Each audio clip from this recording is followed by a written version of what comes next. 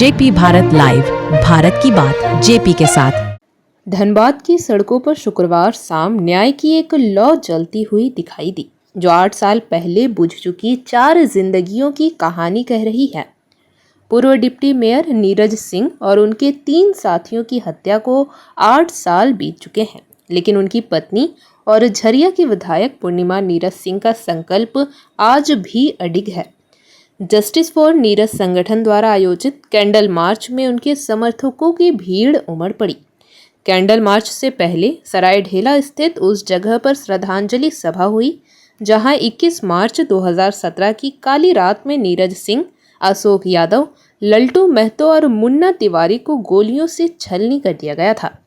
उस दर्दनाक स्थल पर इकट्ठा हुए लोगों ने मोमबत्ती जलाकर उन चारों को श्रद्धांजलि दी। आंखों में आंसू और दिल में न्याय का संकल्प लिए लोगों ने शपथ ली कि वे तब तक नहीं रुकेंगे जब तक दोषियों को उनके अंजाम तक नहीं पहुंचा दिया जाता।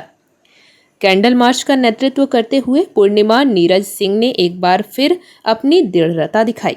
उनके हाथों में जलती मोमबत्ती और चेहरे पर न्याय के लिए संघर्ष का भाव स्पष्ट था।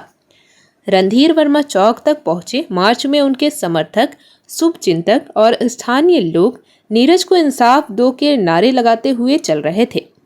मीडिया से बात करते हुए पूर्णिमा सिंह ने भावुक होकर कहा कि हम इंसाफ के लिए अपनी आखिरी सांस तक लड़ेंगे। उन्होंने कहा कि यह लड़ाई सिर्फ उनके पति की नहीं, बल्कि उन 4 निर्दोष लोगों के सम्मान और न्याय की है, जिनकी बेरहमी से हत्या कर दी गई। उन्होंने कहा कि न्याय दिलाने के लिए वह हाई कोर्ट से लेकर सुप्रीम कोर्ट का दरवाजा खटखटाएगी और जब तक दोषियों को सजा नहीं मिल जाती उनका संघर्ष जारी रहेगा। ज्ञात हो कि 21 मार्च 2017 की शाम नीरज सिंह अपने काफिले के साथ सरायढेला थाना क्षेत्र के स्टील गेट से गुजर रहे थे, तभी उन पर अंधाधुंध फायरिंग की गई। इस हमले में नीरज सिंह, उनके अंगरक्षक अशोक यादव, ड्राइवर लल्टू महतो और सहायक मुन्ना तिवारी की मौके पर ही मौत हो गई थी। इस घटना ने न केवल धनबाद बल्कि पूरे झारखंड को हिलाकर रख दिया था।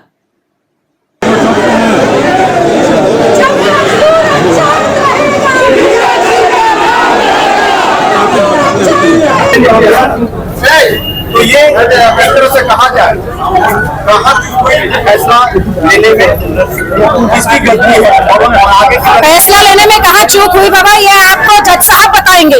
जिन्होंने फैसला दिया है, चश्मे का नंबर अपना बढ़वा ले, हो सकता है उनका चश्मे का नंबर ठीक नहीं हो कि ठीक से पढ़ नहीं पाए, ठीक है, वो मैं नहीं जानती, लेकिन हमारा हक है, हमें न्याय यहाँ से नहीं मिला है। 4 लोगों की निर्मम हत्या हुई, ये सिर्फ मेरे परिवार की बात नहीं है, ये न्यायालय पे सवाल इसलिए उठा रही हूँ कि गरीब मरेगा, शोषित मरेगा, दलित मरेगा, वंचित मरेगा और न्याय देने वाला कोई नहीं मिलेगा।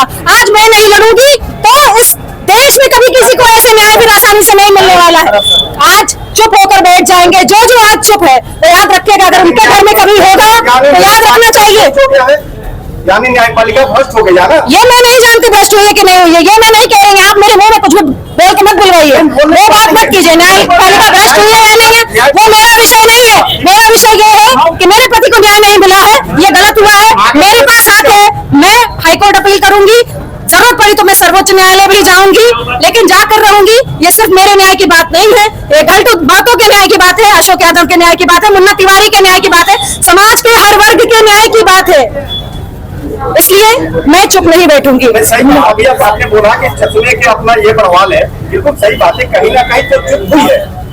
तो ये चीज भाजपा की सरकार में हत्या होती है, भाजपा की सरकार में पूरी जांच होती है, हम सीबीआई मांगते हैं, हमें एक बार नहीं दिया जाता, हम दूसरी बार मांगते हैं, नहीं दिया जाता है। पूर्व मंत्री बच्चा सिंह जी स्वयं मिलते हैं आपके तत्कालीन मुख्यमंत्री रघुवर दास जी से, वो पूरा भरोसा दिलाते हैं कि सीबीआई भी मिलेगा, न्याय भी होगा, नहीं देते हैं। आज के जो हमारे डिफेंस मिनिस्टर है उनके पास जाते हैं, वो भी बोलते हैं कि मिलेगा न्याय, आप निश्चिंत रहिए, अगर राज्य सरकार लिख के देती है तो हम सीबीआई कराएंगे। पूरी जांच पूरी होने के बाद हम कोर्ट भी जाते हैं, कोर्ट बोलता है जांच बहुत आगे बढ़ गई, अब आपको जरूरत नहीं है सीबीआई की। उसके बाद हम शांत बैठते हैं इस उम्मीद के साथ कि किसी ने अगर न्याय नहीं किया तो न्यायपालिका जरूर करेगी, वो न्यायपालिका है। लेकिन आज पता चला कि न्यायपालिका नहीं, अन्यायपालिका है ये। अगर आज ये न्याय नहीं मिला हमें तो किसी का सामान्य व्यक्ति का भरोसा उठ जाएगा न्यायपालिका से। अब ये न्यायपालिका की जिम्मेदारी है कि एक सामान्य व्यक्ति का भरोसा उसमें कैसे हो। सही बात है, आगे की रणनीति बस इतना कि हम आगे, हमारे पास हक है, भारत के संविधान हमें यह हक देता है कि हम आगे अपील कर सके। हम उच्च न्यायालय जाएंगे, जरूरत पड़ी तो हम सर्वोच्च न्यायालय जाएंगे और हम सबको लेकर जाएंगे। ये एक व्यक्ति की बात नहीं है, 4 व्यक्ति की सरे शाम हत्या हो जाती है और न्यायालय कहता है किसी ने मारा ही नहीं, सब बरी हो जाते हैं। मजाक नहीं लग रहा है आपको? अपने आप सोच कर देखिए, सोच कर देखिए, मतलब इतनी पराकाष्ठा, ऐसी सोचने में भी शर्म आती है मेरे को।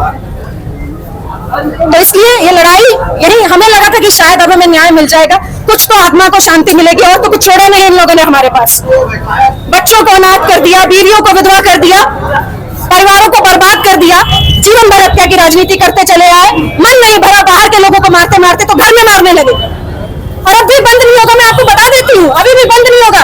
अब ये प्रयास करेंगे, हर प्रयास करेंगे कि हम मेरे घर के लोगों को मार सके, ताकि आगे हमें ये हाई कोर्ट, सुप्रीम कोर्ट जाने से रोके। मैं ये जानती हूँ, मैं कह रही हूँ खुले मन से, ये मजाक नहीं है। धमकी दी जा रही है खुले मन से कि जो अधिकारी आए मैं उनके ऊपर कुछ करूंगी। क्या करेंगे आप? सरकार आपकी थी, भाजपा आपकी थी, जांच आपकी सरकार में हुई, मजाक बना के रखा हुआ है पूरे तंत्र का। हमारे पास हक है, हम जाएंगे, हम जहां तक हमसे उम्मीद है, जहां तक हमें न्याय मिलेगा हम जाएंगे। जैसे आज कैंडल मार्च निकला शांति तरीके से, बिल्कुल अच्छा रहा। इसी तरह से आगे की रणनीति में चरणबद्ध आंदोलन जो होगा, उसकी रूपरेखा क्या होगी? जैसा होगा और सी जानकारी आपको मिलती रहेगी। फिलहाल के लिए बहुत सारा काम है, आगे के लिए जैसी होगी आपको जानकारी मिल जाएगी। जेपी भारत लाइव, भारत की बात जेपी के साथ। वीडियो को लाइक करें, शेयर करें और चैनल को सब्सक्राइब करें।